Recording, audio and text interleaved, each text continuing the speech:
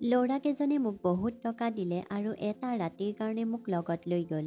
যেতিয়া 5জন ল'ৰাই মোৰ শৰীৰত নিজৰ কামনা পূৰণ কৰিলে, তাৰ পিছতেই তেওঁলোকৰ 6 নম্বৰ বন্ধুজন আহিল।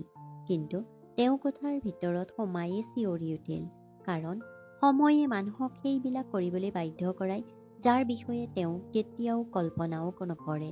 বা এনেকৈও ক'ব পাৰি যে কেতিয়াবা কেতিয়াবা লগাতকৈ বেছি প্ৰাপ্তিৰ ইচ্ছাই মানুহক ধ্বংস কৰি দিয়ে।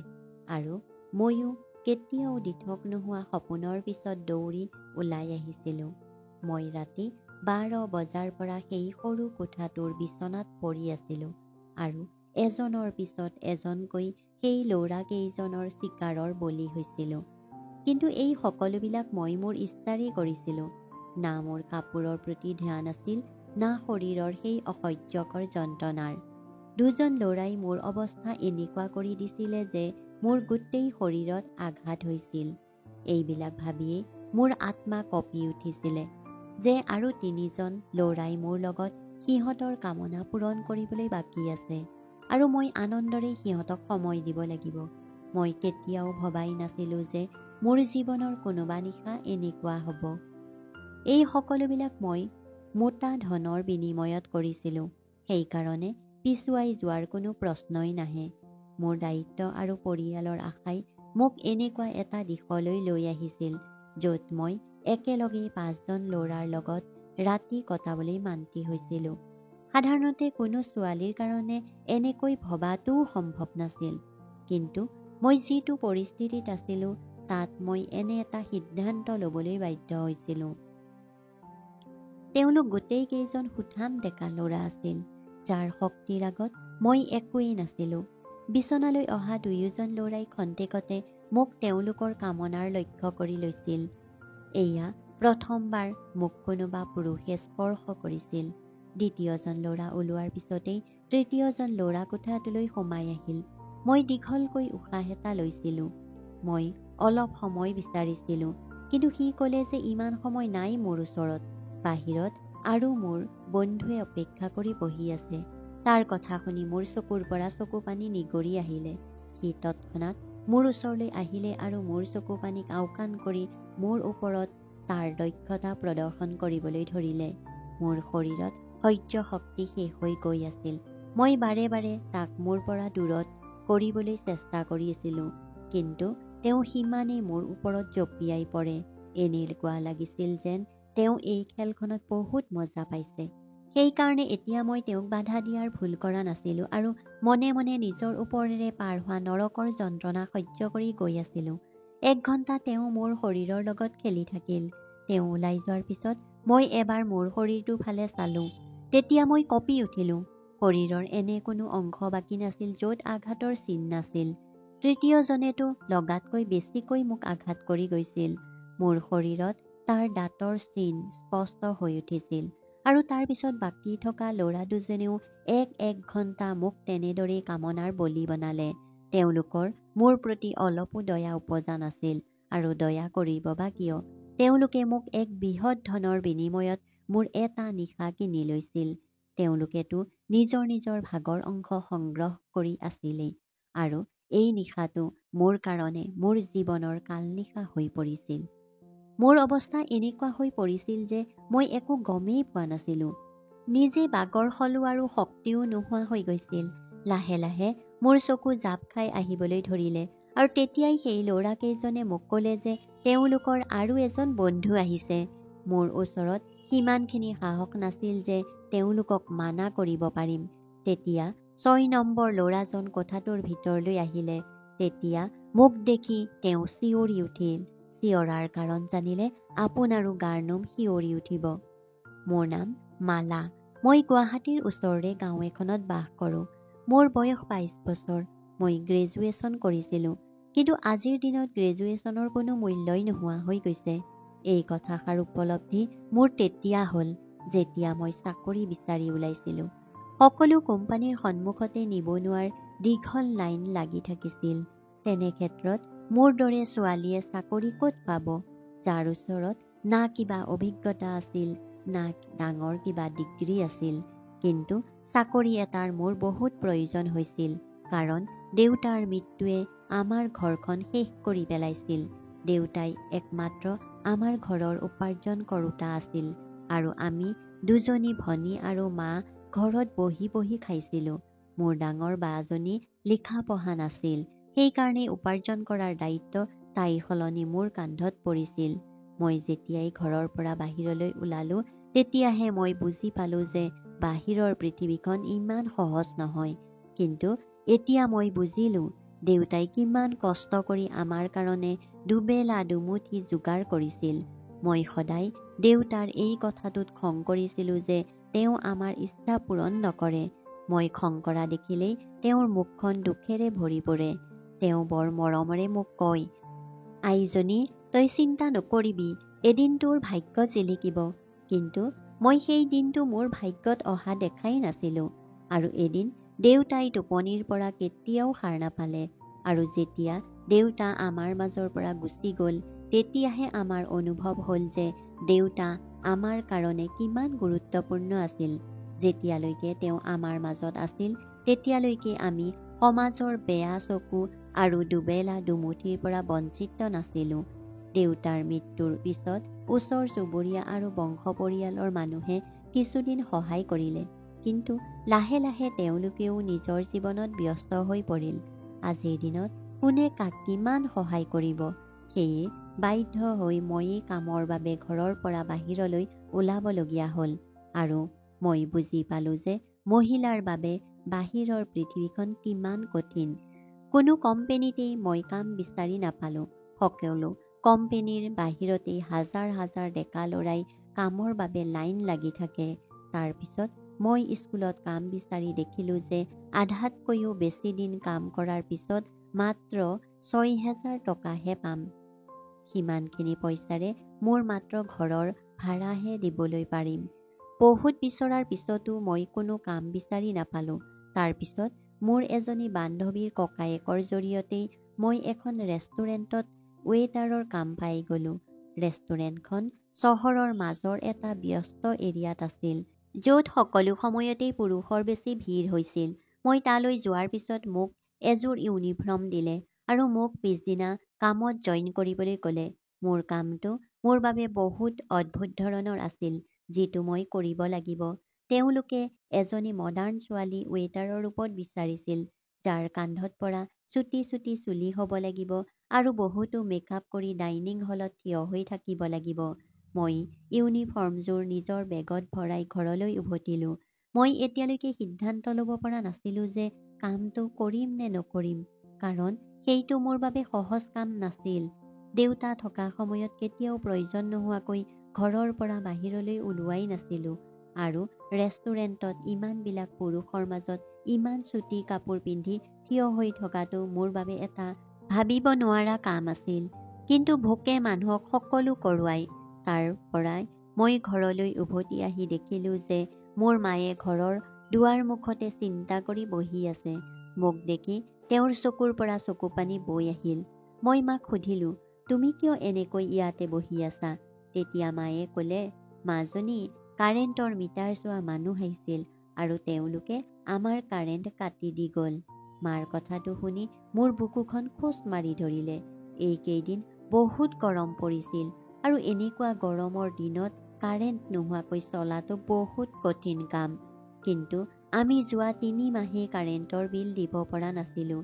সেয়ে চাগে আমাৰ ঘৰৰ কাৰেণ্টটো কাটি দিয়া হৈছে। মাৰ চকু পানীয়ে মোৰ সিদ্ধান্তটো বহুত সহজ কৰি পেলাইছিল।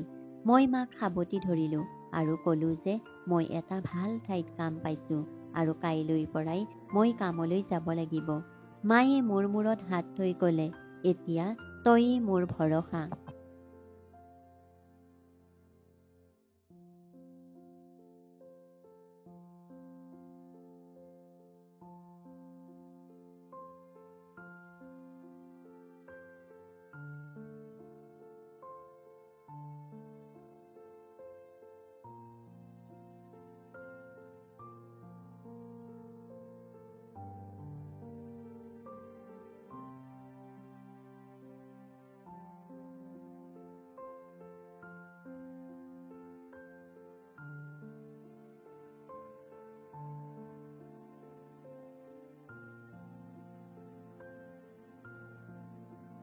য'ত দুপৰীয়া ৩ বজাৰ পৰা ডিউটি। মই মিছা মাতি ক'লোঁ যে এটা মাল্টিনেশ্যনেল কোম্পানী, যিটো ২৪ ঘণ্টাই চলে। এইটো সময়ত আমাৰ পইচাৰ প্ৰয়োজন আছিল। সেয়ে মায়ে আৰু মোক বেছি প্ৰশ্ন কৰাৰ সলনি মোক উৎসাহিত কৰি আশীৰ্বাদ দিলে। পিছদিনা দুপৰীয়া ২ বজাৰ লগে লগে মই ৰেষ্টুৰেণ্টলৈ বুলি ৰাওনা হ'লোঁ। মই জনা নাছিলোঁ যে ইয়াৰ পৰাই মোৰ ভাগ্যই মোক কলৈ লৈ যাবলৈ ওলাইছে। মই মোৰ ইউনিফৰ্ম ৰেষ্টুৰেণ্ট গৈ পিন্ধি ল'লোঁ। মেনেজাৰে মোক ৰেষ্টুৰেণ্টৰ সন্মুখৰ দৰজাৰ একেবাৰে ওচৰতেই থিয় কৰাই দিলে আৰু ক'লে, আজি তোমাৰ প্ৰথম দিন, সেয়ে সকলো অহা যোৱা কাষ্টমাৰকে স্বাগতম জনাবা। তাৰপিছত তেওঁ মোৰ ফালে চাই খঙেৰে ক'লে, আৰে এইখন কি মুখ লৈ আহিছা? যোৱা, আগতে গৈ মেকআপ কৰি আহা। মেনেজাৰৰ কথা শুনি মই বহুত লাজ পালোঁ, কাৰণ মোৰ ওচৰত মেকআপ নাছিলে। তাত থকা এজনী ছোৱালীয়ে মোক তাইৰ মেকআপ লগাই দিলে। তাই বহুত খৰধৰকৈ মোক মেকআপ লগাই দিছিল। তাৰপিছত মই যেতিয়াই আইনাত চালোঁ, তেতিয়া নিজকে দেখি মই আচৰিত হৈ পৰিলোঁ। মই জানিছিলোঁ যে মই ধুনীয়া আৰু গাৰ বৰণো বগা, কিন্তু সামান্য মেকআপ কৰাৰ পিছত মই দেখিবলৈ পৰী যেন হৈ পৰিছিলোঁ। মই নিজকে আইনাত চাই আছিলোঁ। তেতিয়া সেই ছোৱালীজনীয়ে ক'লে, এওঁলোকে সুন্দৰতা চায়েইতো ইয়াতে ছোৱালীক কাম দিয়ে। মই তেতিয়া জানিছিলোঁ যে মই মোৰ কাম যোগ্যতাৰ বাবে নহয়, বৰঞ্চ সুন্দৰতাৰ কাৰণে পাইছোঁ। চাকৰিৰ প্ৰথমটো দিন মোৰ কাৰণে বৰ কষ্টকৰ আছিল। মই ৩ বজাৰ পৰা থিয় হৈ অহা যোৱা কৰা সকলো পুৰুষ মহিলাকেই স্বাগতম জনাই আছিলোঁ। ইয়াতে মহিলা কাষ্টমাৰ বহুত কম আহিছিল আৰু পুৰুষ কাষ্টমাৰ বহুত বেছি আহিছিল। ৰাতি ১১ বজালৈকে মোৰ বহুত ভৰিৰ বিষ হ'বলৈ ধৰিছিল। এতিয়া আকৌ গাড়ীত ঠেলা হেঁচা কৰি ঘৰলৈ যাব লাগিব। প্ৰায় ১২ বজাত মই ঘৰ পাইছিলোঁ। মায়ে মোলৈ অপেক্ষা কৰি সাৰ পাই আছিলে। মই মাৰ লগত বহি ৰাতিৰ আহাৰ খালোঁ আৰু সোনকালেই বিচনাত বাগৰি দিলোঁ। মোৰ দেউতালৈ বহুত মনত পৰিবলৈ ধৰিলে। দেউতাই মোক সকলোতকৈ বেছি মৰম কৰিছিল। তাৰ পিছতো সদায় তেওঁক কিবা নহয় কিবা কথাত মই খং কৰিছিলোঁ।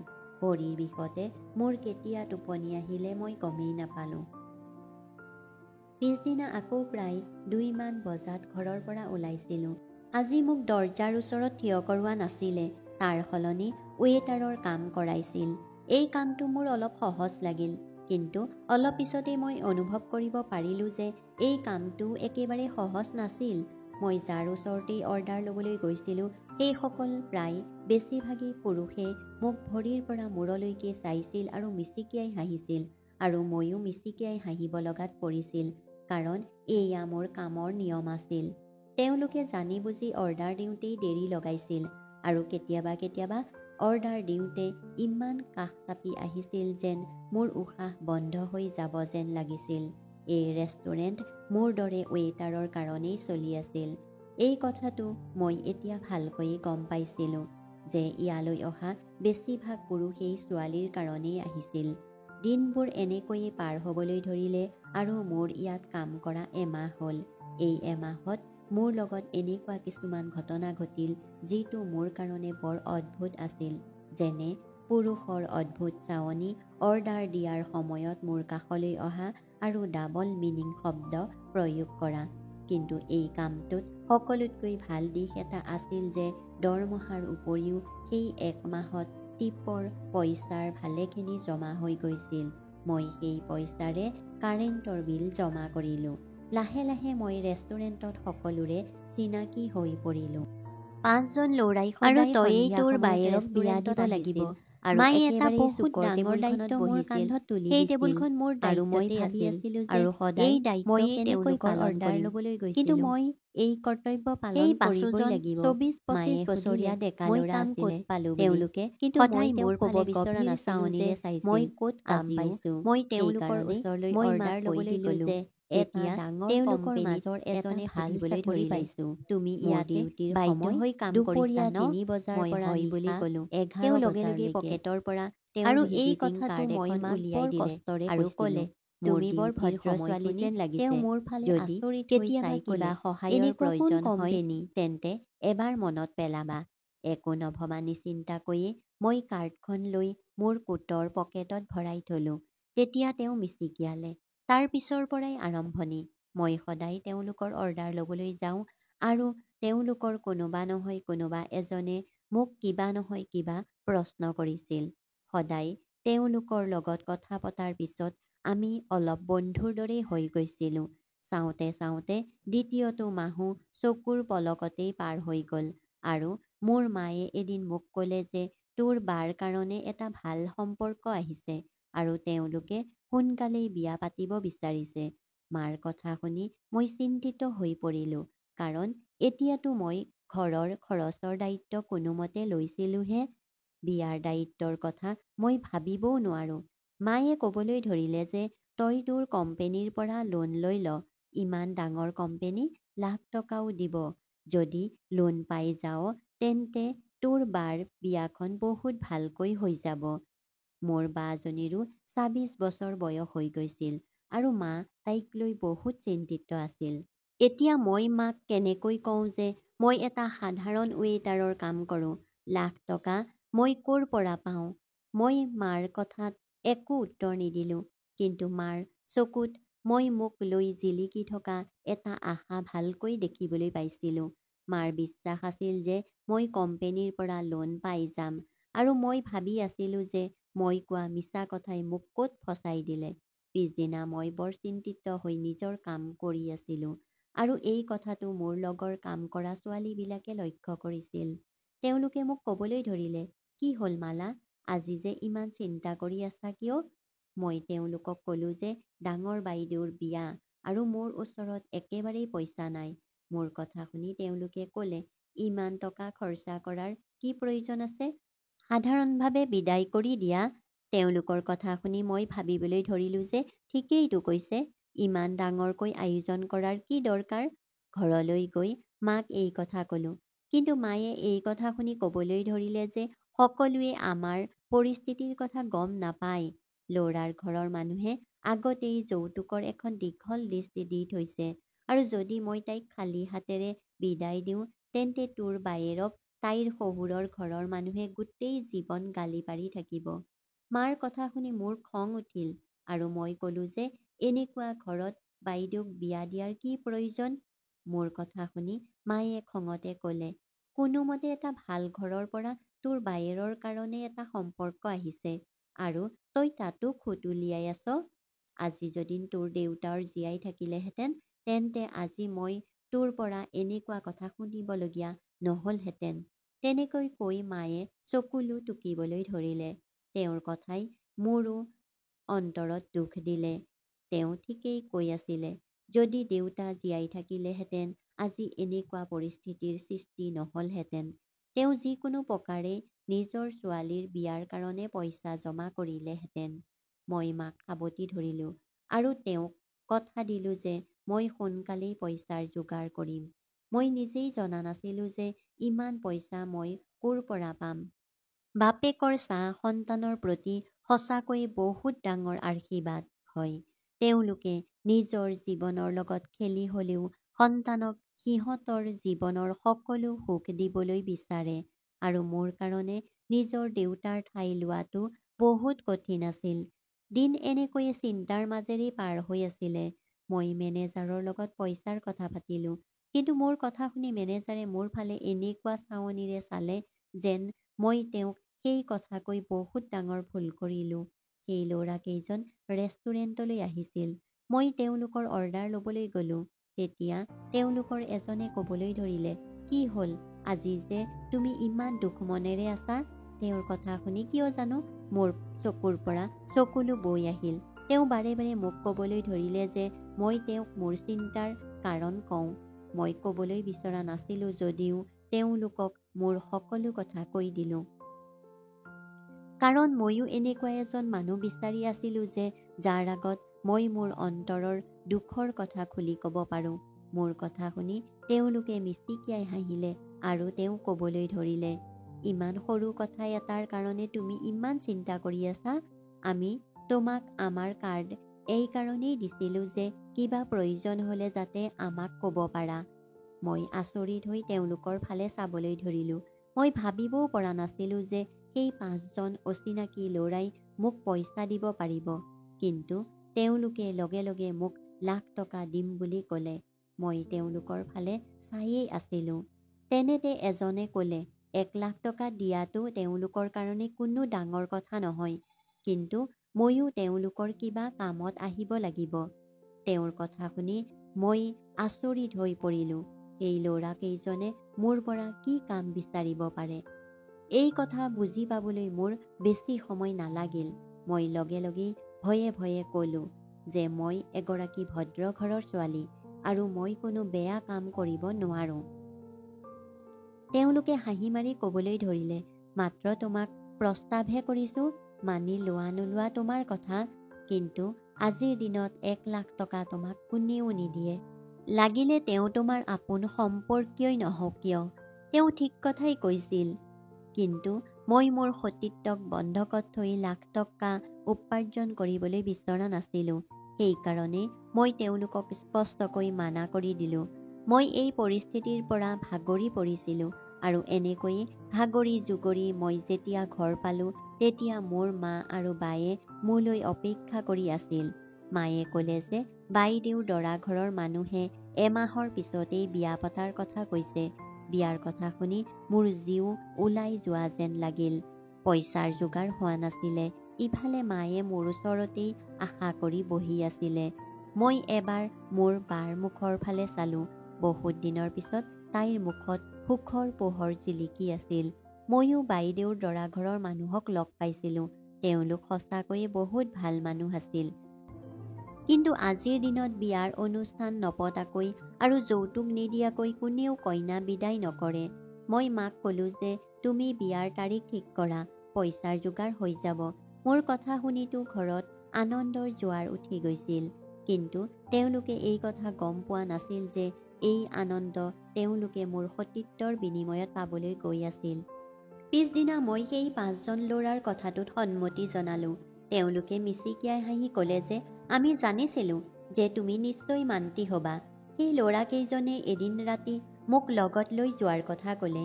মই ঘৰত মাক ক'লোঁ যে বছৰৰ শেষ কাৰণে কোম্পেনীত বহুত কামৰ প্ৰেছাৰ হৈছে আৰু মই এদিন ৰাতিৰ কোম্পেনীত থাকিব লাগিব। কোম্পেনীয়ে মোৰ লোন পাছ কৰিছে।